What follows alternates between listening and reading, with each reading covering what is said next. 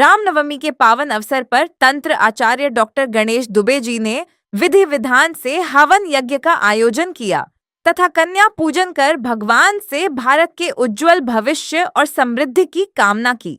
आपको बता दें कि डॉक्टर गणेश दुबे जी एक प्रसिद्ध तंत्र आचार्य हैं, जिन्हें उनके उत्कृष्ट कार्यों के लिए अनेक पुरस्कारों से सम्मानित किया जा चुका है।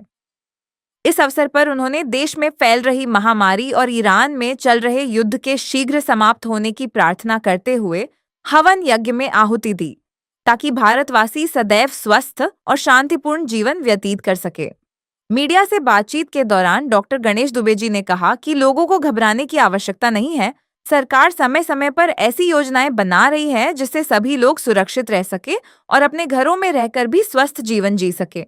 इसके साथ ही उन्होंने युद्ध के शीघ्र समाप्त होने की भी कामना की और विश्व में शांति स्थापित होने की प्रार्थना की। हर वर्ष की तरह इस वर्ष भी उनकी संस्था अग्नित्रा फाउंडेशन की ओर से इस कार्यक्रम का आयोजन किया गया और भविष्य में भी यह परंपरा निरंतर जारी रहेगी।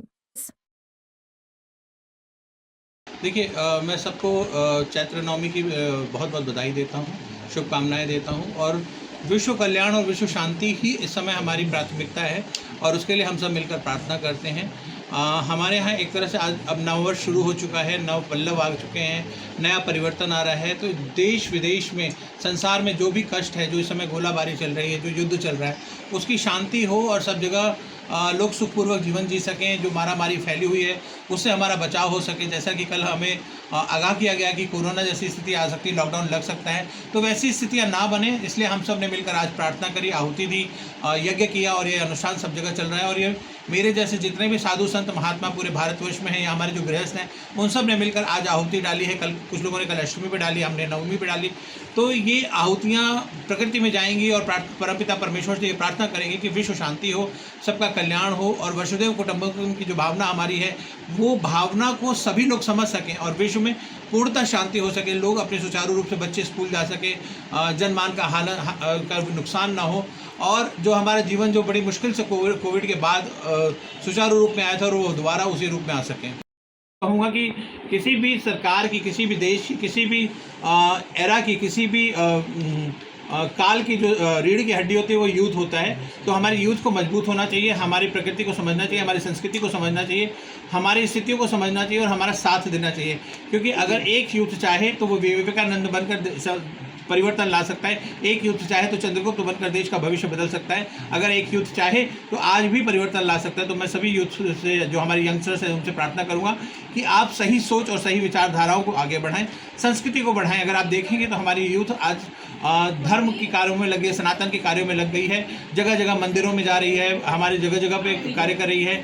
नए जो हमारे गाने बन रहे हैं, जो हमारी चीज़ें बन रही हैं, वो भी सनातन को प्रमोट करने वाली बन रही हैं। इसलिए यूथ जागृत हो गया। इसलिए हमें बार बार ये कहना हमें छोड़ना पड़ेगा कि यूथ जागृत नहीं, यूथ बहुत जागृत है और हमारी रीढ़ की हड्डी था, है और रहेगा। ये सब आप लोगों की देन है, ऐसा कहीं कुछ नहीं हो रहा है। अब देखिए, अब सूर्य उदय होगा तो कहीं ना कहीं तो अंधेरा खत्म होगा ही होगा। अब सूर्य उदय हो रहा है तो सनातन धर्म का सूर्य उदय हो रहा है।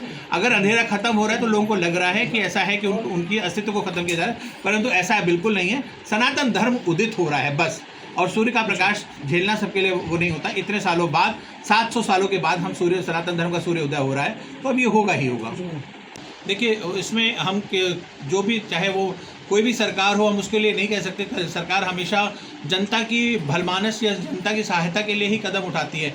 आने वाला जो समय है उसमें जिस तरह से हमारी सरकार ने, जो हमारे प्रधानमंत्री ने जो सजगता दिखाई है, जो हमें सुविधाएं प्रदान करने की जो प्रयास कर रहे हैं, जो हमारी डेवलपमेंट कर रहे हैं, वो एक अपने आप में एक माइलस्टोन है और वो एक वैसा आज तक हमारे 70 साल के इतिहास में नहीं हुआ। तो हमें उनको कोसने की बजाय हमें उनका साथ देना चाहिए, उनका मनोबल बढ़ाना चाहिए, जिससे कि वो हमारी सहायता कर सकें। वो जो कुछ कर रहे हैं वो हमारे लिए कर रहे हैं। तो देश का वसुदेव कुटुंबकम की जो भावना है उसको हम आगे ले जाते हुए आने वाले इलेक्शनों में भी और आगे आने वाले समयों में भी हम ये प्रार्थना करेंगे कि सबका कल्याण हो और सबका भला हो, और वो हमारा नेतृत्व ऐसे ही करते रहें और हमें ऐसे ही मार्गदर्शन देते रहें, अग्रिम पंक्ति में खड़े होकर जो भारत का जो गौरव उन्होंने बढ़ाया है, जो विश्व गुरु बनने का हमारा जो सपना जो पूरा कर रहे हैं, उसको ऐसे ही पूरा करते रहें और हम सब उनके साथ हैं। हम सब साधु संत महात्मा हम उनके साथ हैं और प्रार्थना करते हैं कि ईश्वर उन्हें दीर्घायु दे और वो हमारा ऐसे ही नेतृत्व करते रहें।